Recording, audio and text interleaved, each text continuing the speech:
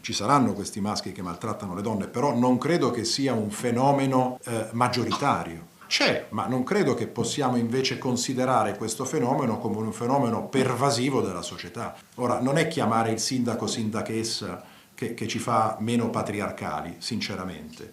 Secondo me è un'idiozia.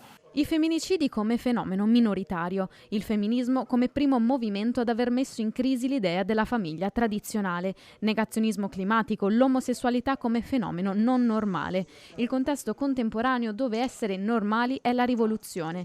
Questi i principali temi trattati nella lunga presentazione del libro del generale Vannacci a Castelfranco Veneto, sala convegni dell'Hotel Fior Gremita. Circa 300 persone arrivate per ascoltare il mondo al contrario descritto da Roberto Vannacci, tra loro anche esponenti della politica locale e provinciale. Volevo sentire direttamente dall'autore le proprie idee e capire anche insomma tutto quello che pensava rispetto anche a quello che ha scritto.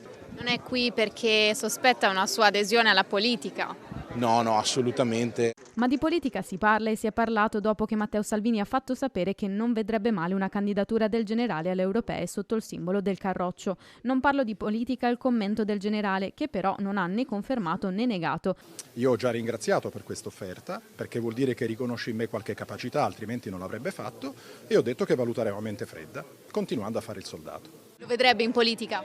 Penso di sì, penso insomma che abbia la stoffa, un ottimo eloquio, molto convincente, ha parecchia ascendenza. Adoro il generale Vannacci e penso che il mondo debba un po' cambiare perché stiamo andando proprio su una strada che non è proprio corretta. Se Vannacci si candidasse lo voterebbe? Dipende con chi si candida, non è che sto a votare Vannacci in quanto tale. Osserva l'Italia e ne vede le debolezze. E se si dovesse candidare lei lo voterebbe? Non lo vedo candidato. È uno scrittore intelligente che ha svolto attività militare, quindi di una certa importanza, che gli dà quella forza, è vero, e quella capacità di discernimento.